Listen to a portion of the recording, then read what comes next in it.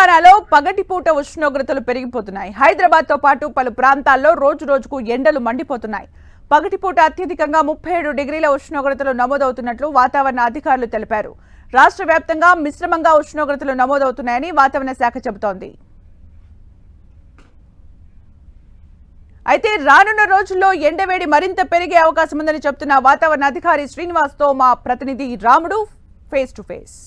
మారుతున్న వాతావరణ పరిస్థితుల దృష్ట్యా రాష్ట్రంలో అనేక ప్రాంతాల్లో ఎండలు ఎక్కువగా ఉన్నట్లుగా తెలుస్తుంది. ప్రధానంగా 35 నుంచి 38 సెంటీగ్రేడ్ల వరకు ఉష్ణోగ్రతలు నమోదవుతున్నట్టు తెలుస్తుంది.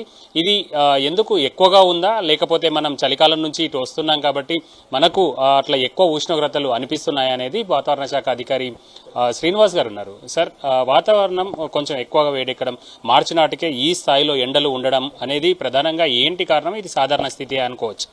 మనకి యాక్చువల్ ఫిబ్రవరి మార్చి నెలలో శీతాకాలం నుంచి వేసవి కాలానికి ట్రాన్సిషన్ మంత్స్ అండి. మనం శీతాకాలం నుంచి వేసవి కాలానికి మారుతున్నాము. గ్రాడ్యువల్గా టెంపరేచర్స్ పెరుగుతుంటాయి. 10 సంవత్సరాల స్టాటిస్టిక్స్తో పోల్చుకున్నట్టయితే పెద్దగా పెరిగింది లేదు. ప్రస్తుతం ఉన్న టెంపరేచర్లు 1 డిగ్రీ అటు ఇటుగానే నమోదవుతున్నాయి. అత్యధికంగా ఏ ప్రాంతాల్లో ఎక్కువ వస్తుంది సార్? ఏ జిల్లాల్లో ఎక్కువగా ఉంది? అంటే ఇది కూడా ఇంకా ట్రెండ్ సెట్ అవ్వలేదండి. ఒక రోజు చూసినట్టయితే మనకి దక్షిణ తెలంగాణలో ఈ మహబూబ్ నగర్ ఆ ప్రాంతంలో 37 డిగ్రీలు రికార్డ్ అవుతాం. మరొక రోజు మనకి నార్త్ తెలంగాణ ఆదిలాబాద్ జిల్లాలో నమోదవడం.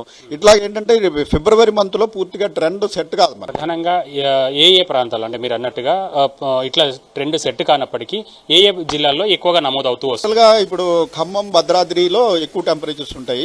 మామూలుగానే మనకి భౌగోళిక పరిస్థితుల వల్ల ఖమ్మం, భద్రాద్రి ఆ ప్రాంతంలో, అలాగే మైన్స్ ఇవి ఉన్న ప్రాంతాల్లో, కొత్తగూడెం ఈ ప్రాంతాల్లో కూడా మనకి ఎక్కువ టెంపరేచర్ నమోదవుతాయి.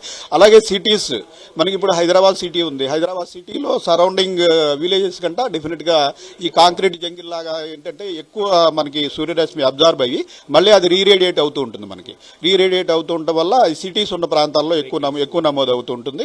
మనకి ఈ రోజు చూసుకున్నట్టయితే నిన్న హైయెస్ట్ టెంపరేచర్ మెదక్లో 37.4 డిగ్రీస్ రికార్డ్ అయింది. హైదరాబాద్ లో 33 డిగ్రీలు రికార్డ్ అయింది. ఇది మనకి సగటు టెంపరేచర్లు లాంగ్ టర్మ్ సగటు టెంపరేచర్తో పోల్చినట్టయితే 1-2 డిగ్రీలు అటు ఇటుగా ఉంది తప్పించి పెద్దగా మార్పు లేదండి. అయితే ప్రధానంగా వాతావరణం నుంచి ఒకేసారి మనం చలికాలం నుంచి ఎండాకాలంలోకి వస్తున్నాం. ఫిబ్రవరి అయిపోయింది, మార్చి ఎంటర్ కాబోతున్నాం. ఇట్లాంటి ఎండలకు ఎట్లాంటి జాగ్రత్తలు తీసుకోవాల్సినటువంటి అవసరం ఉందని మీరు సూచిస్తారు? అంటే ఈ ఎండ సమయం మెయిన్ గా మనకి 11 గంటల నుంచి 3 గంటల సమయంలో అవసరం అయితే తప్పించి బయట తిరగకుండా ఉండడం. బయట పనిచేయాల్సిన అవసరం ఉన్న వాళ్ళు మటుకు తల భాగాన్ని కవర్ అయ్యేలాగా టోపీ కానీ తలపాగా కానీ ధరించడం. ప్లస్ డీహైడ్రేషన్ కాకుండా తరచుగా నీరు తాగుతూ ఉండడం. ఇలాంటివి తీసుకోవడం వల్ల ప్రస్తుతం అంటే ఈ టెంపరేచర్లు అన్మేనేజబుల్ స్థితికి వెళ్ళలేదు. ఇంకా మనకి వడగాడుపులు అవి ప్రారంభం కాలేదు.